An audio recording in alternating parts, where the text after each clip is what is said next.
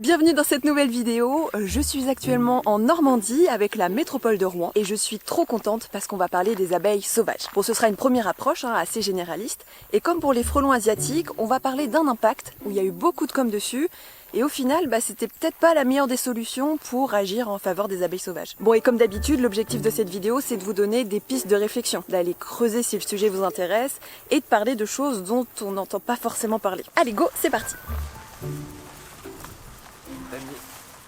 Je m'appelle Pierre-Arnaud Prieur, je suis chargé de biodiversité au service environnement de la métropole Rouen-Normandie. Aujourd'hui, on a beaucoup parlé de l'abeille domestique comme étant un emblème de la biodiversité et on parle pas trop des autres. On oublie qu'il y a plus de 1000 espèces en France d'abeilles sauvages. On a aussi une grande variété d'autres pollinisateurs, les papillons, les mouches aussi. Donc toute cette diversité-là, on n'en parle pas beaucoup et c'est pour ça qu'on souhaite en parler un petit peu plus et les mettre en avant pour dire qu'elles existent et qu'il faut aussi les préserver parce qu'elles participent très fortement, même majoritairement, à la pollinisation.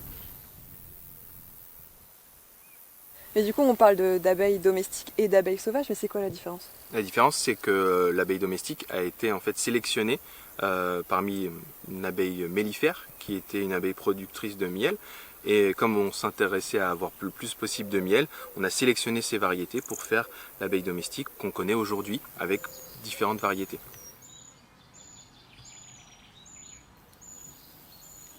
La métropole souhaite, dans son nouveau plan d'action pour la préservation de la biodiversité, justement favoriser les pollinisateurs sauvages. Et donc du coup, elle souhaite accompagner tous les porteurs de projets, tous les acteurs du territoire pour préserver l'ensemble des pollinisateurs dans des aménagements simples.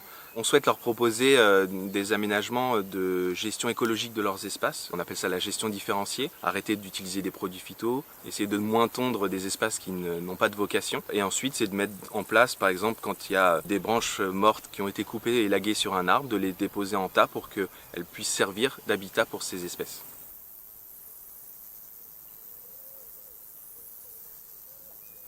Au-delà des aménagements, il y a aussi la question de la ressource florale, de favoriser l'alimentation de ces espèces-là, donc aussi bien en nectar qu'en pollen. Le plus important, c'est de diversifier au maximum, donc c'est-à-dire planter le plus possible, autant des arbres que des fleurs dans des massifs, laisser pousser la végétation spontanée. Tout ce qui est local sera le mieux en termes de ressources pour justement les pollinisateurs sauvages. Là, c'est un bassin de rétention qui était avant tondu très fréquemment et en mettant en place la gestion différenciée, on a laissé pousser et naturellement, c'est ces espèces-là qui sont venues, des espèces qui sont typiques des prairies de fauche. Beaucoup de ressources florales et d'alimentation pour tous les pollinisateurs.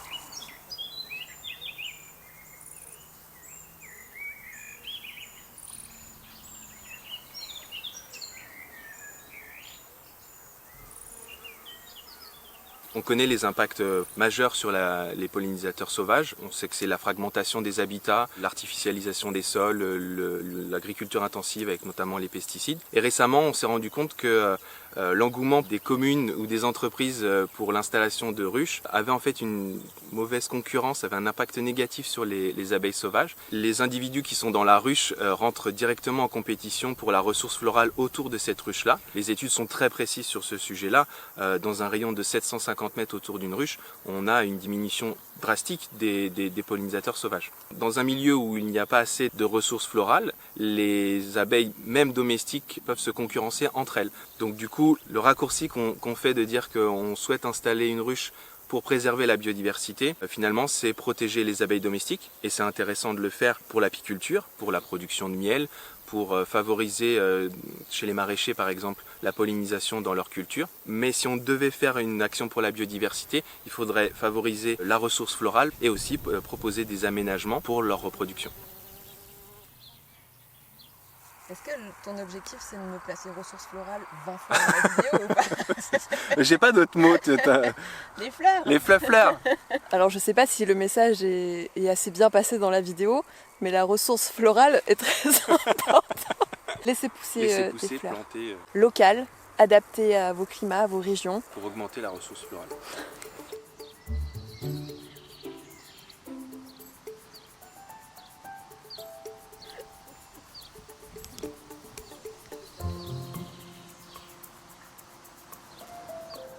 Ce qui est important de considérer, c'est la densité de ruches qu'on aurait dans un territoire. S'il y a une centaine de ruches pour finalement peu de ressources, là on va avoir une action qui ne sera pas forcément favorable même à l'apiculture. On est dans une volonté de raisonner l'installation de ruches. Donc en fait, ce qui serait intéressant à faire, c'est de pouvoir dire, dans un secteur, on sait combien on a de ruches, là c'est intéressant, on peut en remettre, le milieu est capable d'en supporter une ou deux de plus, mais par contre dans d'autres on sait déjà qu'autour de nos jardins on a 2-3 ruches, l'installation d'une ruche à cet endroit-là peut être plutôt néfaste aussi bien pour l'apiculture que pour les pollinisateurs sauvages. Tu dois déclarer quand tu as une ruche en mairie ou comment tu fais? Alors normalement, quand on a une ruche, on est obligé de déclarer au ministère de l'Agriculture qu'on a un cheptel de ruches. Ce sont des animaux domestiques, on doit obligatoirement le faire. Quand on cherche à installer des ruches pour protéger les insectes pollinisateurs, c'est comme si pour protéger les oiseaux, on installait partout des poules. Ouais, c'est vrai que comme comparaison, c'est pas mal.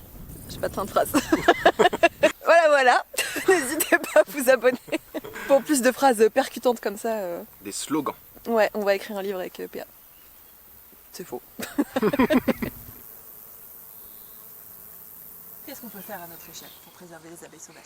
Ce qu'il faut faire, c'est diversifier au maximum la ressource florale, donc planter, et ensuite aussi diversifier les habitats de ces espèces-là. On peut aussi se renseigner auprès de notre commune, savoir s'il y a des ruches. Souvent les maires sont au courant de ce qui se passe sur leur territoire. Et ensuite garder cette motivation de vouloir faire pour la nature et préserver la biodiversité, mais changer d'action. Installer la ruche dans son jardin, c'est peut-être pas la meilleure idée. Par contre, il y a plein d'autres choses qu'on peut faire dans son jardin pour favoriser tous les pollinisateurs. Il faut quand même garder en tête que la science évolue. Ce qui est vrai aujourd'hui, elle le sera peut-être plus demain. Il n'y a rien qui est figé et il faut se tenir tout le temps informé. Je m'en fais pas trop, mais je vous le rappelle quand même de rester respectueux dans les commentaires. Vous avez le droit de ne pas être d'accord, d'avoir des avis divergents, mais dans le respect. De toute façon, si vous avez regardé cette vidéo, c'est que vous avez un minimum d'intérêt pour la nature. On l'a tous, donc autant pas se tirer dans les pattes entre nous, il n'y a pas trop de sens. On se retrouve donc dans les commentaires et je vous dis à très vite.